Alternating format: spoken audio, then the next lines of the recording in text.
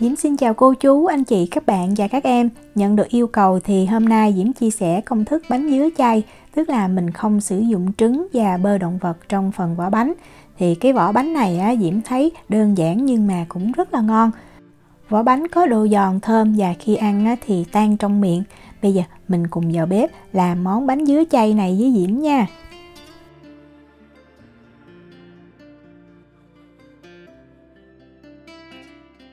Mình sẽ chuẩn bị phần nhân bánh trước. Thì phần nhân thơm này Diễm đã có chia sẻ rất kỹ trong video bánh dứa rồi. Diễm để cái link công thức trong phần miêu tả video để mình xem và mình làm nha. Để cho cái nhân nó ngon thì Diễm thấy mình nên sên ở cái lửa trung bình nhỏ và thời gian lâu thì khi mà nhân đạt thì nó sẽ có độ dẻo, nó thấm đường và lúc mà mình vo nó không có bị dính. Còn nếu mà khi mình vo nó hơi dính tay tí xíu thì mình có thể thoa tí xíu dầu lên trên cái bao tay. Nhân sau khi sên đạt rồi thì mình chia nhân nha. Mỗi viên là 10 gram thì với cái lượng nhân này mình chia ra được khoảng 24 viên. Bây giờ mình đi làm cái phần vỏ bánh. Bơ dùng cho cái vỏ bánh này thì mình sử dụng bơ thực vật nha. Cái cục bơ này thì Diễm mua ở trong siêu thị của Na Uy thôi. Thành phần chính của bơ thực vật chính là dầu. Thì ở đây là dầu cải 43% và dầu dừa là 23% ha. Thì cái bơ này nó cũng giống như là bơ động vật thôi. Khi mà nó còn lạnh thì nó sẽ cứng. Vì vậy mình nên cắt ra và mình để ở nhiệt độ phòng. Mình chuẩn bị sẵn 120 gram bơ nha. Mình cắt ra thành từng cái miếng nhỏ như vậy. Để bơ ở nhiệt độ phòng khoảng 1 tiếng cho bơ mềm Sau khi bơ mềm thì mình quay trở lại để mình trộn những cái nguyên liệu khác vào. Bơ này thì nó thực sự nó không có thể nào mềm như là cái bơ động vật. Lúc mà mình sắn ra mình thấy có thể là nó cũng còn hơi cứng, nhưng mà mình cứ quết cho nó mịn như vậy ha. Sau đó mình sẽ cho vào 20 gram đường bột. Mình nên sử dụng đường bột thì Diễm thấy nó ngon và nó dễ tan hơn. 2 gram muối giúp cho cái vỏ bánh đậm đà hơn. 40 gram sữa đặc có đường. 1 muỗng cà phê tinh chất vani hoặc là mình sử dụng vani dạng bột cũng được. Vì mình không có sử dụng lòng đỏ trứng nên Diễm cho thêm tí xíu màu vàng giúp cho vỏ bột có cái màu vàng đẹp hơn. Mình không cho cũng được ha, cái này là tùy mình chọn. Thì Diễm cho khoảng 1 muỗng cà phê Sau đó mình sẽ khuấy những cái hỗn hợp này cho nó thiệt là đều với nhau. Bơ thực vật này thì Diễm thấy nó khó tan hơn ha. Vì vậy mình phải miết cái cây phết bột xuống như vậy nè, giúp cho nó tan đều ra. Sau đó Diễm cho vào 30 gram bột hạnh nhân. Có bột hạnh nhân giúp cho vỏ bánh của mình nó thơm ăn nó có cái độ bùi rất là ngon. Mình trộn cho bột hạnh nhân này nó hòa đều với hỗn hợp bơ. Sau đó mình sẽ cho bột.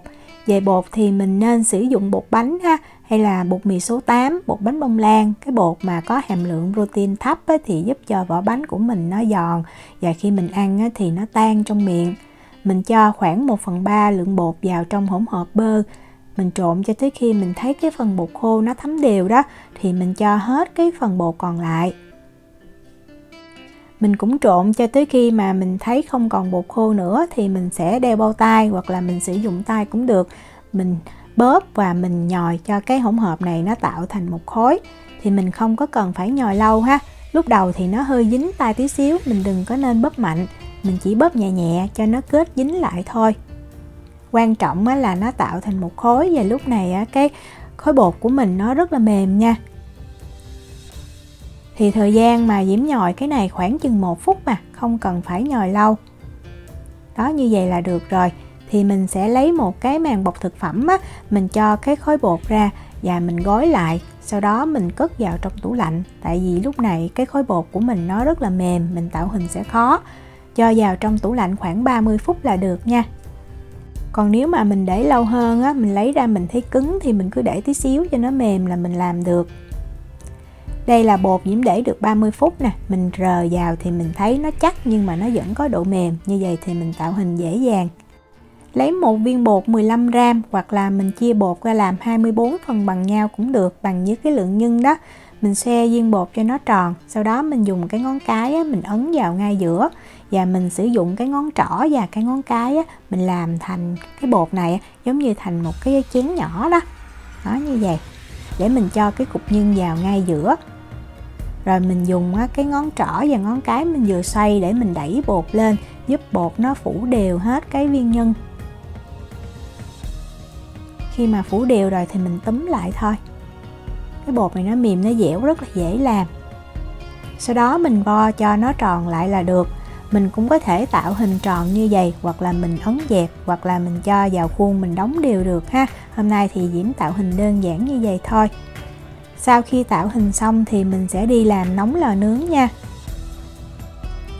Bật lò lên thì Diễm để hai lửa trên và dưới, không bật quạt.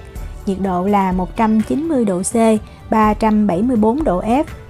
Ở đây Diễm có một muỗng canh mật ong nè.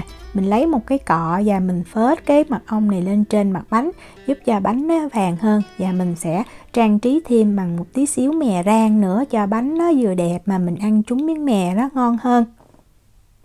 Mè thì Diễm sử dụng mè đen và mè trắng khoảng 1 muỗng canh ha. Mình rang cho cái mè này nó vàng thơm lên là được. Rắc đều lên trên mặt bánh. Và bây giờ mình mang bánh mình đi nướng liền luôn. Diễm đặt bánh ở rãnh giữa của lò nha. Nếu lò nướng nhà mình mà cái nhiệt bên dưới nó cao mình nên sử dụng 2 cái vỉ nướng, giúp cho cái phần đế bánh nó sẽ không có bị quá vàng.